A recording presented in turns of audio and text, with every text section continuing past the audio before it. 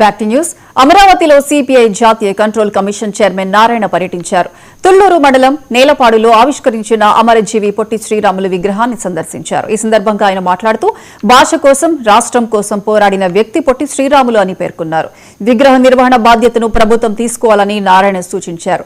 రాజధానిలో శ్రీరాములు విగ్రహాన్ని ఏర్పాటు చేయడంపై సీఎం చంద్రబాబుకు ధన్యవాదాలు తెలిపారు.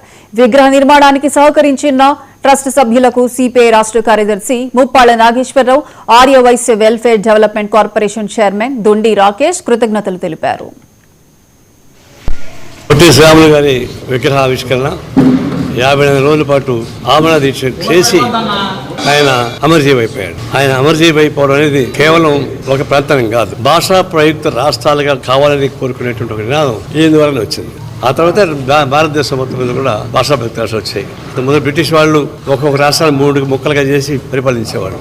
దానికి చమరగీతం పాడింది. తెలంగాణ ప్రాంతంలో అప్పుడు నిజాం పరిపాలన కాబట్టి అక్కడ ఆంధ్ర మహాసభని పేరు పెట్టి దాని ద్వారా ఉద్యమం సాగించారు. అది కూడా భాషా ప్రయుక్త రాష్ట్రాలకు పెట్టుకుంది. అలాంటి మహత్తర పోరాటం ఆనాడు న్యాయహాజరు చేస్తున్నప్పుడు అక్కడ తమిళనాడు లోకల్ వాళ్ళు దాడులు కూడా చేయడం. ఆనాడు చంద్రరాజేశ్వర గారు ఎమ్మెల్సీ ఉన్నారు. ఆయన కర్ర పెట్టుకొని యుద్ధం చేశాడు. ఆయన మామూలుగా కర్రసామ చేసేటువంటి అలవాటు. ఆ కర్రసామను తీసుకొచ్చి ఈ పొట్టి శ్రీరాములు గారి న్యాయాధీక్ష దగ్గర స్ట్రీట్ ఫైట్ చేశాడు. అంత పెద్ద విరోధ పోరాటం సాగించాల్సి వచ్చింది. ఆవిడ కమ్యూనిస్ట్ పార్టీ ఉక్కు క్రమశిక్షణ తోటి పొట్టి శ్రీరాములు గారి దీక్షని కాపాడింది. ఆయన చనిపోయిన తర్వాత తెలుగు రాష్ట్రాలతో కూడా బొగ్గును మండిపోయినాయి. పచ్చి మంచినీళ్ళు దొరకలేదు ఎక్కడ.